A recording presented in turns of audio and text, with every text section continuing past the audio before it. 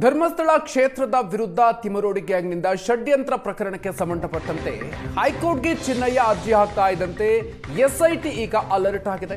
ಗೃಹ ಸಚಿವ ಪ್ರಿಯಾಂಕ್ ಖರ್ಗೆ ಅವರನ್ನ ಭೇಟಿಯಾಗಿ ಎಸ್ಐಟಿ ಮುಖ್ಯಸ್ಥ ಮೊಹಂತಿ ಚರ್ಚೆಯನ್ನ ಮಾಡಿದ್ದಾರೆ. ಬುರುಡೆ ಗ್ಯಾಂಗ್ ಬಂಧನ ಯಾಕಿಲ್ಲ ಅಂತ ಪ್ರಶ್ನಿಸಿ ಚಿನ್ನಯ್ಯ ಹೈಕೋರ್ಟ್ಗೆ ಅರ್ಜಿಯನ್ನ ಸಲ್ಲಿಸಿದ್ರು. ತನಿಖಾ ವರದಿ ಸಲ್ಲಿಕೆಗೆ ವಿಳಂಬವನ್ನು ಕೂಡ ಪ್ರಶ್ನಿಸಲಾಗಿತ್ತು. ಬುರುಡೆ ಗ್ಯಾಂಗ್ ಪರ ಎಸ್ಐಟಿ ಪಕ್ಷಪಾತವನ್ನ ಮಾಡ್ತಿದೆ ಅನ್ನುವಂತಹ ಆರೋಪವನ್ನ ಚಿನ್ನಯ್ಯ ಈ ರಿಟ್ ಅರ್ಜಿಯಲ್ಲಿ ಮಾಡಿದ್ರು.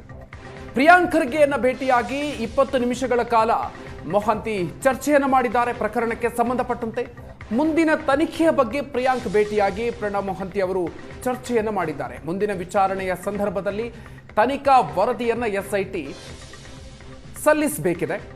ಧರ್ಮಸ್ಥಳ ಕ್ಷೇತ್ರದ ವಿರುದ್ಧ ತಿಮರೋಡಿ ಗ್ಯಾಂಗ್ನಿಂದ ಷಡ್ಯಂತ್ರ ಪ್ರಕರಣಕ್ಕೆ ಸಂಬಂಧಪಟ್ಟಂತೆ ಹೈಕೋರ್ಟ್ಗೆ ಚಿನ್ನಯ್ಯ ಅರ್ಜಿ ಹಾಕ್ತಾ ಇದ್ದಂತೆ ಅಲರ್ಟ್ ಆಗಿದ್ದಾರೆ ಎಸ್ಐಟಿ. ಗೃಹ ಸಚಿವ ಪ್ರಿಯಾಂಕ್ ಖರ್ಗೆ ಅವರನ್ನ ಭೇಟಿಯಾಗಿ ಎಸ್ಐಟಿ ಮುಖ್ಯಸ್ಥ ಪ್ರಣಬ್ ಮೊಹಂತಿ ಅವರು ಚರ್ಚೆಯನ್ನ ಮಾಡಿದ್ದಾರೆ.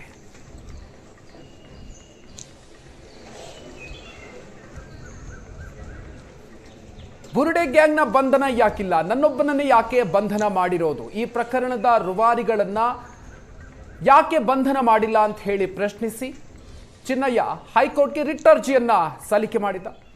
ತನಿಖಾ ವರದಿ ಸಲ್ಲಿಕೆಗೆ ವಿಳಂಬ ಆಗ್ತಾ ಇದೆ, ಯಾಕೆ ಆಗ್ತಾ ಇದೆ ಅಂತ ಹೇಳಿ ಕೂಡ, ಜೊತೆಗೆ ಬುರುಡೆ ಗ್ಯಾಂಗ್ ಪರ ಎಸ್ಐಟಿ ಪಕ್ಷಪಾತವನ್ನ ಮಾಡ್ತಾ ಇದೆ ಅನ್ನುವಂತಹ ಆರೋಪವನ್ನು ಕೂಡ ಮಾಡಿ ಈ ಒಂದು ರಿಟ್ ಅರ್ಜಿಯನ್ನ ಸಲ್ಲಿಸಿದ್ದು.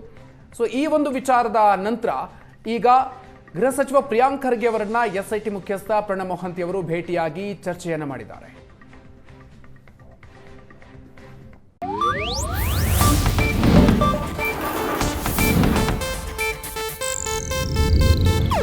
ಇದು ಏಷ್ಯಾನೆಟ್ ನ್ಯೂಸ್ ನೆಟ್ವರ್ಕ್ ಪ್ರಸ್ತುತಿ.